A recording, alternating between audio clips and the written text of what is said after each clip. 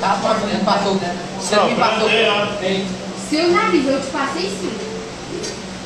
Silêncio, virar para frente, sentar cada um nos seus lugares. Prestar atenção aqui, ó. Eu havia passado algumas questões, comecei a explicá-las. Em qual questão a gente parou? Você parou no... Acho que foi na nota. Opa! Peraí, deixa eu ver. Pessoal, a prova tá fácil, difícil. Parar de ser. A prova tá fácil, Diferencie dialética. Tem muita questão de permanência. Senta lá. Senta. Diferencia dialética, permanência, metempódico e natismo segundo Platão. Dialética. O que é a dialética para Platão? Dialética é o diálogo crítico. É a oposição de ideias, de teses. Vamos sentar aí?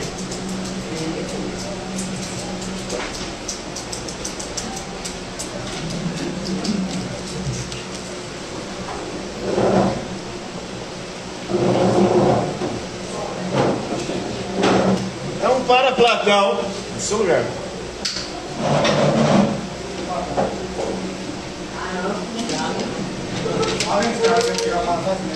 Não me aperte para ele poder entrar.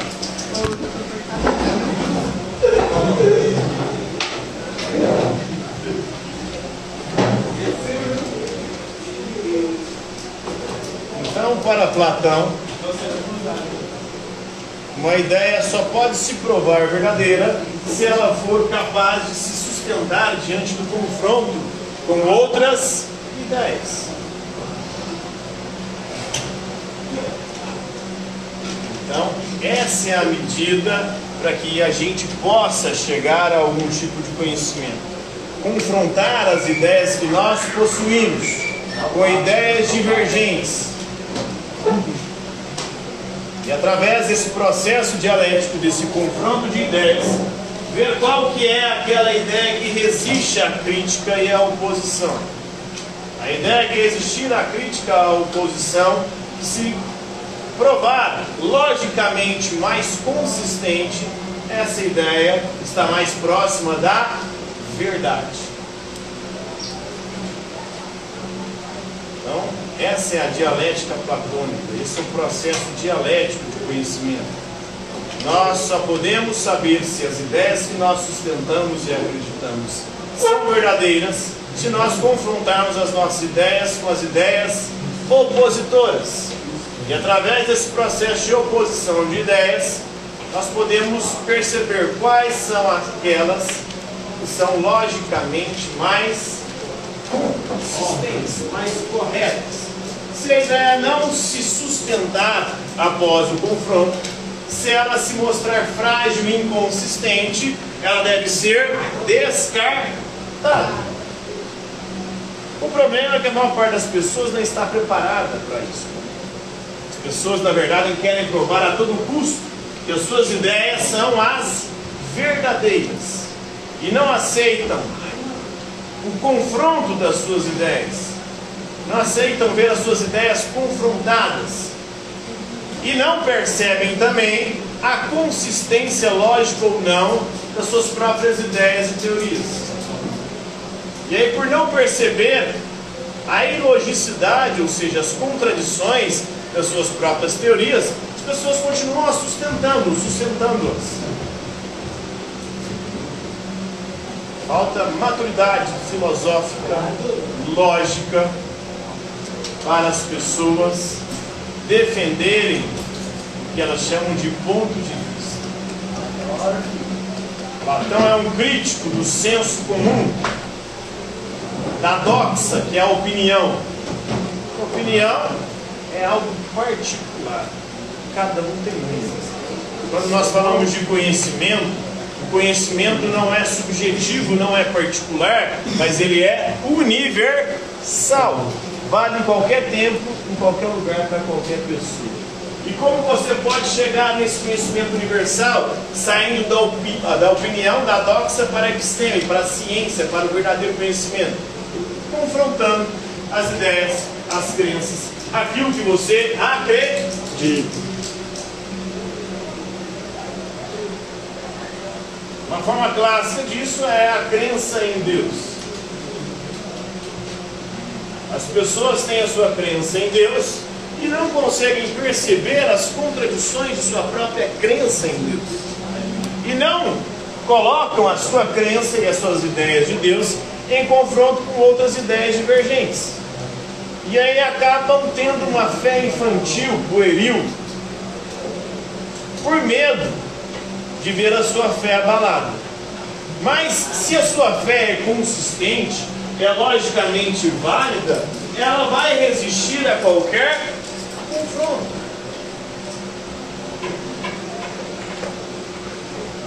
Ela vai se sustentar diante de qualquer tese e ideia adversária.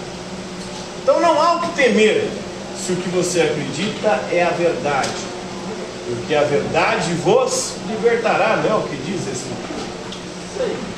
Se é verdade, não há o que temer, não há por que temer o confronto. Diante do confronto, você vai ser chamado a depurar a sua fé, a purificá-la e colocá-la de forma mais consistente, lógica. É isso que muitos teólogos fazem. Na verdade, os teólogos buscam justamente isso: construir um discurso sobre Deus compatível com as regras da lógica e com os conhecimentos que todos percebem como válidos.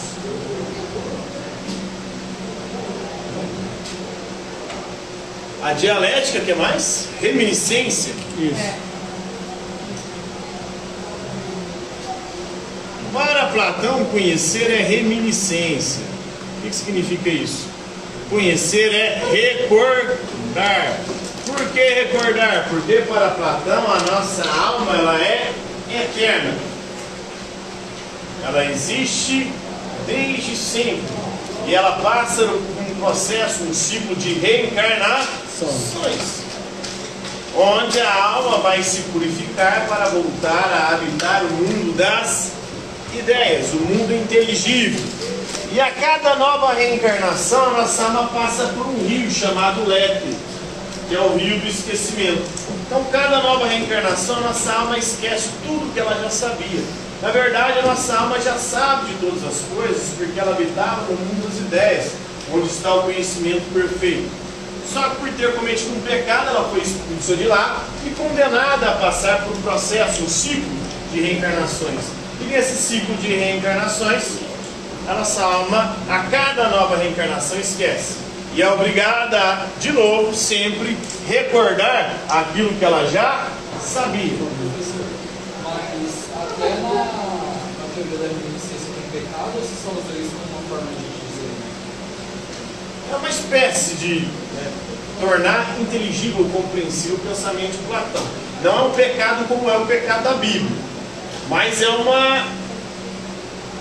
algo errado que eles fizeram lá, e por conta disso eles foram castigados, condenados a passar por um ciclo de reencarnações. Mas o processo é diferente, é uma religiosidade diferente da religião cristã, porque é reencarnacionista. Se você for pensar na Bíblia, no Antigo Testamento, a maior parte dele não acredita nem em vida após a morte. Essa visão é bem recente, do finalzinho ali, século V, IV, III antes de Cristo. Começa a introduzir essa ideia de vida após a morte na Escritura Sagrada, apesar de que não tem textos que são considerados pela galera como válidos nesse período, pelo menos para os protestantes e para os judeus. Para os católicos tem 1 e 2 Macabeus, são textos que teriam sido escritos nesse período entre o século V e III antes de Cristo. E são textos que falam de vida após a morte, que é quando começa a ser introduzido essa crença dentro do povo judeu, que é uma crença que Jesus vai herdar e depois vai propagar a crença na ressurreição, que é diferente.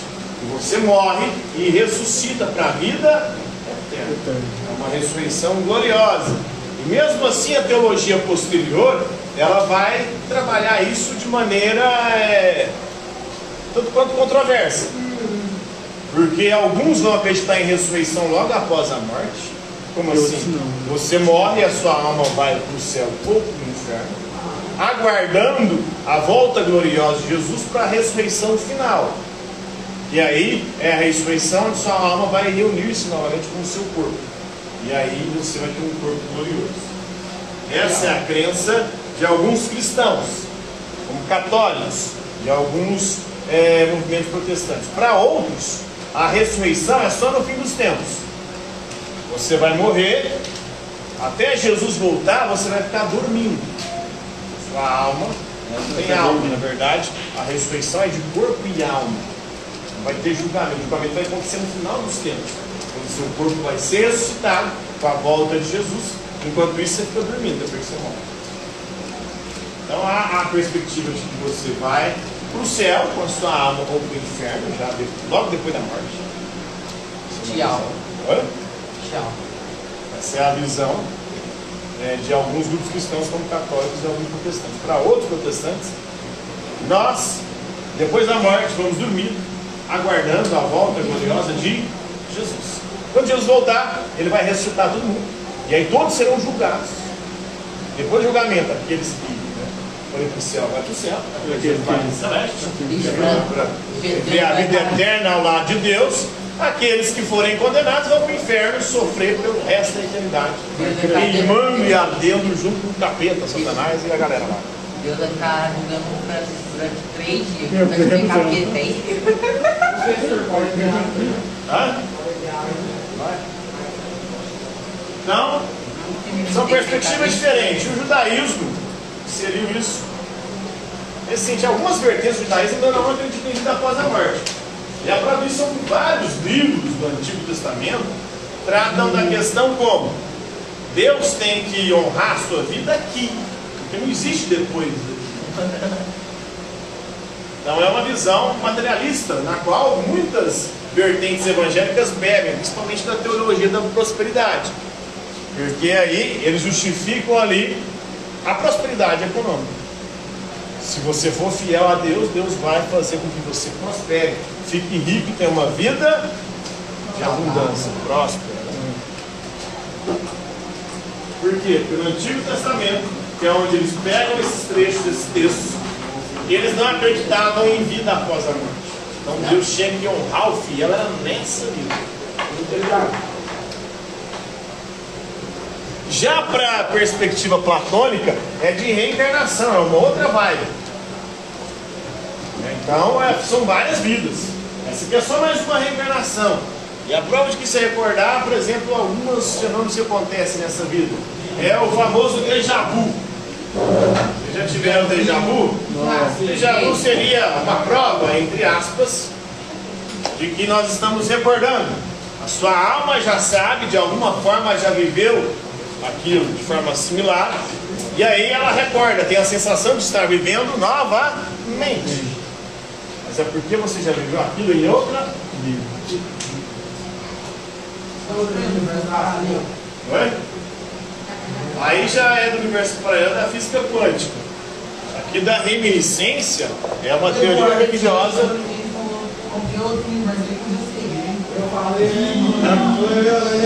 Há probabilidade grande. Nos universos paralelos nós somos coisas diferentes do que nós somos besta. Porque em algum momento nós fizemos escolhas distintas, nos tornaram outras pessoas. E cada escolha que fazemos determina todo o nosso futuro. Essas escolhas distintas que já fez. Coisas distintas podem ter acontecido com você no seu passado. No universo paralelo te levou a fazer outras escolhas. Em alguns universos paralelos você nem existe, porque seu pai e sua mãe nem fez. Não existe a possibilidade de mitos do universo paralelo. Mas já é uma outra perspectiva diferente da reminiscência, e aqui é uma teoria mais reencarnacionista, né, de reencarnação. se reencarna e vive outras vidas para sua alma se purificar. Próxima, reminiscência dialética, mais? Hã? Eu acho que é Metempsicose. Isso.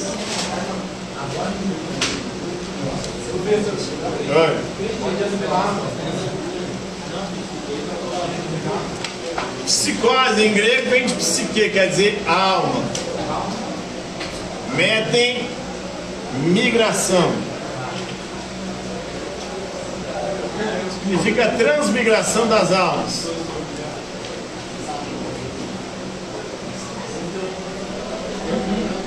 Ou, mais simplificadamente, significa reencarnação.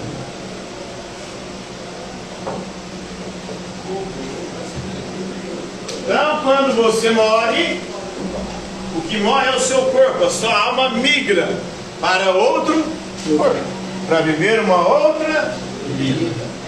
E a cada nova reencarnação, a sua alma esquece tudo das encarnações anteriores, porque ela passa por um rio, lépter, do esquecimento. Ela só esquece, mas depois, ao longo dessa vida, ela pode ir recordando, através da reminiscência. Próxima questão. Ou tem mais aí? Dialética, reminiscência, metempsicose. Inatismo. Então, se conhecer é recordar, o Platão defende o inatismo. Ou seja, existem ideias inatas. Ideias que nós nascemos com elas. Então nós já nascemos com conhecimento, nós só o esquecemos. O papel do conhecimento é despertar aquilo que está esquecido dentro de nós. Então conhecer é recordar, é despertar para aquilo que nós esquecemos. A verdade está dentro de nós. Nós já conhecemos a verdade. Só que muitas vezes nós não percebemos isso, porque não buscamos conhecer a gente mesmo, a verdade que habita dentro de nós. Nós esquecemos a cada nova reencarnação e vivemos uma vida que não nos permite recordar, despertar para as verdades que já estão dentro de nós. Então, quando você descobre uma verdade, na verdade você não está descobrindo algo novo, você já está reconhecendo aquilo que você já sabia. Então, não conhecemos nada de novo. Tudo que nós conhecemos, nós só estamos apenas recordando e voltando. Boa noite, pessoal.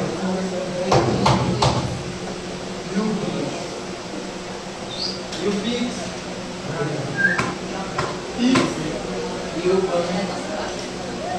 Dialética, reminiscência, migração, inatismo. Acabou? Acabou. Qual? Acabou todas as questões? Não, né? Não. Falta 10. Qual que é a 10? Explica o mito da caverna de Platão. Mito da caverna de Platão.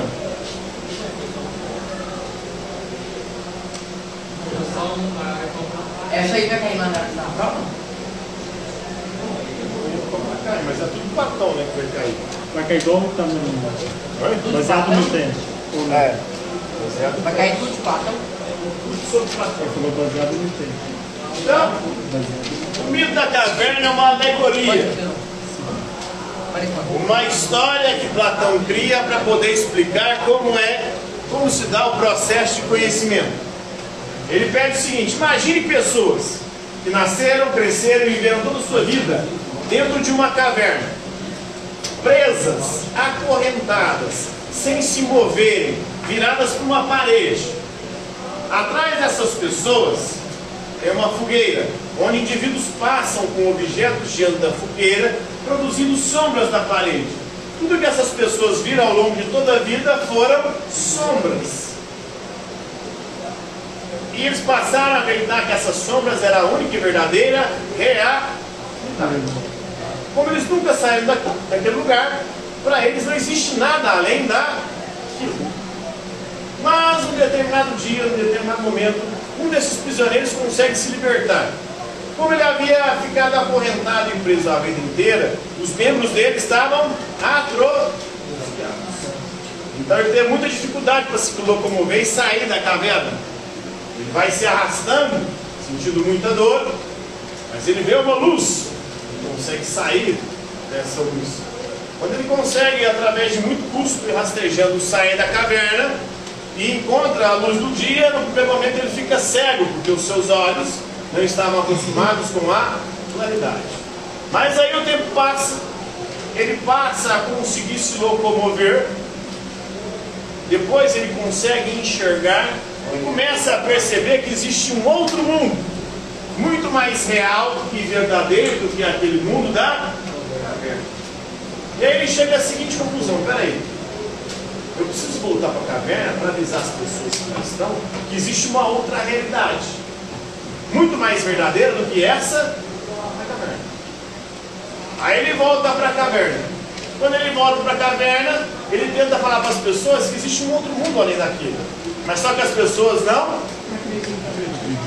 E aí ele começa a insistir com as pessoas. De tanto insistir, as pessoas ficam putas com ele, vão e o matam. Isso havia acontecido na época de Platão com Sócrates. Sócrates tentou mostrar para as pessoas que esse mundo aqui não é o mundo verdadeiro, que a nossa alma ela é imortal. Nós não temos que preocupar com esse mundo ou com o nosso corpo, mas com a nossa alma. Depois um sujeito fez algo parecido, chamado Jesus Cristo. Jesus Cristo veio nesse mundo e falou para as pessoas: esse mundo aqui é dominado por quem? Pelo pecado, por Satanás. Não viva conforme a carne, segundo o pecado, mas preocupe-se com a sua alma e com a sua salvação. O que aconteceu com Jesus? Mataram ele também. Sempre quando alguém tenta nos mostrar que esse mundo aqui é uma caverna de ilusões, as pessoas chamam esses indivíduos de loucos. Esses indivíduos acabam sendo perseguidos e mortos. Tem muitos filmes que trabalham com essa questão também do mito da caverna. Procurando Nemo. O Nemo viveu a vida dele toda dentro de um aquário. Então para ele o universo se resumia lá no aquário. Quando ele sai de lá, ele encontra o mar. Outro filme que trabalha com isso, a Matrix. Assistiram o filme Matrix? Matrix é um filme que diz o seguinte: esse mundo que nós vivemos aqui não passa de uma ilusão. Na verdade, nós estamos aonde? Lá na Matrix. Estamos em incubadoras, com eletrodos acoplados ao nosso cérebro.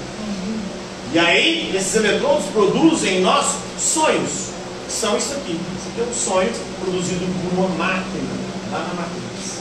E a gente está achando que isso aqui é real. Mas na verdade, se nós estivéssemos sonhando agora, igual, pois é, dentro da capa da Matrix. Quem garante que isso aqui é real? pois é. Esse alma é o buraco do dói. Como é que eu vim do macaco só tem meu parente macaco? Mas talvez ele sabe responder. Ele lá não soube responder. Na verdade, Tem lógica, professor. na verdade, você não veio do macaco. Nenhum de nós viemos do macaco. Na verdade, é um processo evolutivo. Um processo evolutivo que vem de uma origem comum. Essa origem ela se ramificou, é como uma árvore. Nós temos aqui um primata em comum. O macaco que tem hoje, em algum momento ele se separou do processo evolutivo. Aqui está o humano. Então nós temos uma origem comum. Não quer dizer que eu vim do macaco. O macaco foi outra linhagem. O gorila está aqui também. O orangutano. Cada macaco é uma forma diferente de ramificação. Nós temos um primata em comum lá nos primórdios. E as descobertas de fósseis remetem a isso. Não há fósseis humanos, é muito antigo, mas primatas há. Muito mais antigos que fósseis humanos. O ser humano é um indivíduo recente aí na história. O humano, que é esse Homo sapiens sapiens, ele tem mais ou menos 200 mil anos. Antes dele há outras espécies de humanos. O homem de Neandertal, né? Australopiteca, tem vários lá. Que também está nessa árvore aqui. Né? Algumas dessas espécies foram extintas. Outras deram origem a nós, o Homo sapiens. Mas voltando à Matrix.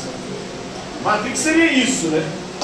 Nós estaríamos, a caverna seria a Matrix, onde os indivíduos estão lá presos na incubadora, com coisas acopladas no cérebro e fazendo eles sonharem que isso aqui é real. Isso aqui é real, quando na verdade isso aqui é um sonho simulado por uma máquina. Ele está sugando a nossa energia para... A máquina se tornou uma inteligência artificial autoconsciente, vamos dizer assim. E ela usa a nossa energia para ela se manter. Professor, quando tipo, nós tá lá na Matrix, nós vai e morre. Aí nós dentro da cápsula nós morre ou não? No filme morre, né? Mas tipo, você tá na Matrix, lá no mundo, né? Aí tipo, o povo aí te mata. Aí dentro da cápsula você morre também. Morre também, né? No filme morre, né? Filme é Oi? Filme é diferente da vida real.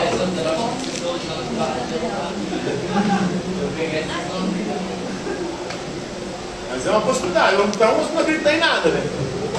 Porque tem indivíduos que falam que esse mundo aqui também é uma ilusão. Jesus falou que esse mundo aqui é uma ilusão, é um mundo dominado pelo pecado e pelo demônio.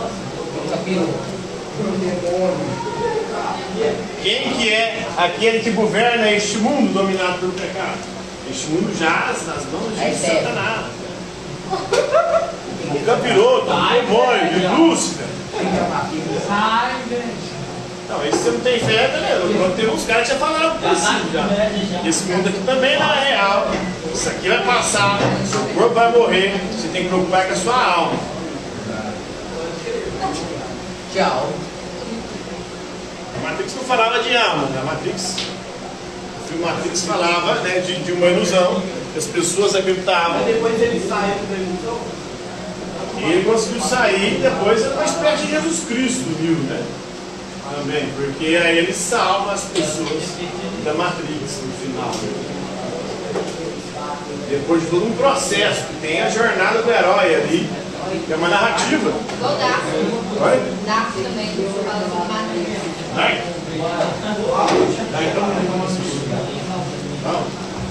Então, tem vários filmes que trabalham, e séries que trabalham essa temática. É uma temática que mexe muito com o inconsciente humano.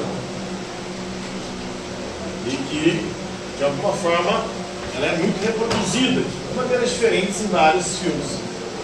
A jornada, a famosa jornada do herói. O herói sai da caverna, um processo de preparação, enfrenta um monte de dificuldade, depois tenta o retorno, vai lá, é morto, mas aí ressuscita no final, ou ressurge no final, de alguma maneira. Aparentemente ele morre, mas aí nós vamos ver que ele não morreu nada, ele volta lá e depois de forma muito mais forte e poderosa, destrói todo mundo e é um final feliz. Então esse é o mito da caverna de Platão. É uma alegoria do nosso mundo, né? Ele chama de mundo sensível. A caverna é o nosso mundo, que é o mundo sensível, que é o mundo de ilusões. Isso aqui é uma ilusão. Nós estamos sendo enganados e manipulados, acreditando que as sombras e essas ilusões são a verdade. Mas na verdade isso aqui é só uma manipulação. Hoje há outras cavernas. Antigamente tinha uma caverna que as pessoas ficavam presas nela, que era a televisão. As pessoas ficavam absortas ali, acompanhando tudo no mundo das celebridades. Hoje já são as redes sociais, é uma outra caverna. É um mundo de sombra e de ilusões. E as pessoas ficam imersas também. E aí tem o metaverso, que é uma proposta aí do dono do Instagram, do Facebook, né? as pessoas irem migrando aos poucos por esse universo virtual. As pessoas vão passar a viver cada vez menos do mundo real e cada vez mais do mundo virtual, que é um mundo de ilusão. Se esse mundo já é uma ilusão para Sócrates, para Jesus, imagina o mundo virtual. É uma ilusão da ilusão. É mais ilusão ainda. Próxima questão. A última. Explica a teoria dos reis filósofos de Platão. Teoria dos reis filósofos.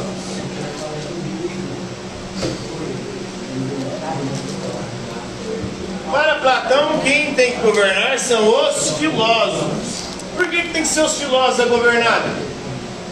Porque só os filósofos estão preocupados em buscar o quê? A verdade, a justiça e o bem.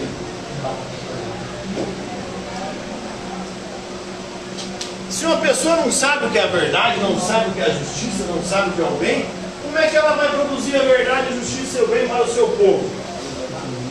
Então só quem busca o conhecimento dessas coisas podem colocá-las em prática. Então é o filósofo que deve governar segundo Platão. Na cidade ideal de Platão, nós teríamos processos seletivos. Até os 7 anos nós seríamos criados com os nossos pais. Com 7 anos, o Estado nos tiraria dos nossos pais e nos levaria para uma espécie de escola. Ela na China, né? Sim. Verdade? CAC. Então iríamos treinar durante 20 anos da vida, iríamos aprender a agricultura, a sermos camponeses, o artesanato e o comércio. Vamos aprender isso durante 20 anos. Agricultura, artesanato e comércio. Vai? E aí, depois de 20 anos, aqui você faria um processo seletivo. Com 20 anos. Se você revelasse aptidão, você iria fazer parte do exército. Se você não passasse na prova, você seria um desses 3 o resto da sua vida. Seria um camponês, ia trabalhar com agricultura, ou seria um artesão, trabalhar com artesanato, ou um comerciante. Se você passasse, você ficaria 20 anos treinando no exército, para se tornar um guerreiro, para proteger a cidade. Com 40 anos, você faria um novo processo seletivo. Se você passasse, você iria estudar filosofia. Se você não passasse, você se tornaria um membro do exército, um guerreiro, para proteger a cidade. Dos 40 aos 60 anos, você estudaria filosofia. Só depois de 60 anos você se tornaria um filósofo. E tornando-se um filósofo, você poderia se tornar um rei, um governante. Porque só os filósofos podem governar a cidade segundo Platão. Depois de quantos anos? 60 anos? Depois de 60 anos. Quantos anos você fazer 60 então? Aí você teria que passar por todo esse processo, né? Você ia saber tudo aqui em filosofia. Professor, Cada um aqui teria uma função então na sociedade. A justiça é cada um fazer aquilo de acordo com a sua função. Esses aqui vão fazer o quê? Produzir a riqueza. Que vai sustentar a sociedade. O exército vai proteger a sociedade. E os filósofos irão governar a sociedade. Então, essa é a educação ideal segundo Platão. Essa é a cidade ideal segundo Platão, que deve ser governada pelos reis filósofos. Beleza?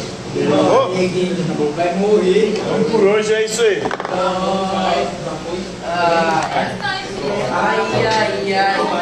Professor. Chora.